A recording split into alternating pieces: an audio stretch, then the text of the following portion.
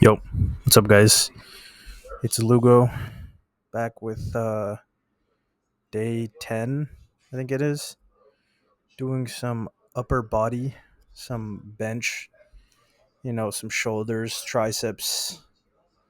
Today was a pretty good day in terms of lifts. I hit all the numbers that I wanted to hit, went up on the reps, went up on the weight. Pretty smooth. Form is looking better.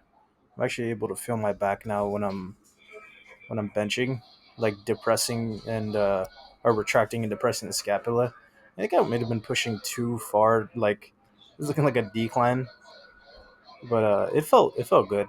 I think I hit like 100 for 3 sets of 10 on close grip bench today, so it was pretty nice. But aside from the lift, I kind of want to talk about something else, and that's like adherence to your diet when stuff is not actually progressing at a good rate, right? So for like the last week and a half, my weight was stuck for last week and a half um, at the same weight. It was like within half a pound, but it was like up and down within that half a pound for like a week and a half. And I was everything was the same, you know, diet was the same, calories were the same, everything was the same as it's always been, but it was stagnant. And you know, easily before I could have just said, fuck it, I'm doing all this and then I'm just not losing. Like, and a lot of people go off of their plan because of stuff like that. And I think it's important to know what you're doing and why you're doing it, right? Because if you don't, then it's going to make it a lot harder to adhere to what it is that you need to do. And honestly, just make it easier to make excuses and like drift off of your plan. Um, and it's just like you just can't go off when you feel like it or when stuff's not progressing because then you're just gonna regress, right? So you just have to stay focused, and if you know what you're doing, then you know that regardless of how long you're stagnant, that eventually it's gonna work, right? And if you don't know what you're doing, find somebody that does, whether that's researching, going online, looking up stuff. I think it's important to know what it is that you're doing, or else you're gonna sit here and when shit goes bad, you're just gonna give up on the fat loss. But I think it's important to just have faith if you know what it is that you're doing. And so I just wanted to talk about that a little bit because you know it's important to have a level of adherence, and you also have to commit to actually doing it. Like you have to have a certain amount of drive to want to lose weight, and if you don't, then you're just never going to lose it. Like you can't just expect to lose it and not do anything. Like that's just not going to work. And you have to be able to commit to it and adhere to it. And that's the most important part of it. Because if you're not and you're cutting corners, then it's not going to work. But I just want to talk about that a little bit. Other than that, this incline's feeling nice, like a low 30-degree incline, I think. Really strong out of the bottom. Shoulders are feeling good. Chest is feeling strong. Dude, triceps are feeling insane. Like I easily felt like I could have done more, but joints coming back from not lifting for a long time take a lot more time. Like the ligaments and all that stuff takes way more time to come back than muscle. So just lifting, light, good technique, moving with intention, nice tempo, slight pause. Go. These were nice too. Behind the neck press. I haven't done this movement in a while, and I've never done it with Smith, but this was nice. Really, really deep stretch at the bottom, and this is one of the one press movements that I feel my side delts a lot. Like I was pretty pumped in my side delts after this fucking light going across the camera, but yeah, I felt good, nice pump. I think it did like 50 for 10, and then for 9. It felt really good. Like this was a very nice bump.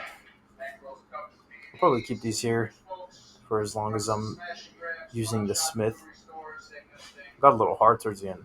I think I was today I was trying to exert more, a little bit more than last week, but still just again just trying to go slow without going across. This was a good lift though. Just honestly, I'm back. My mic cut off.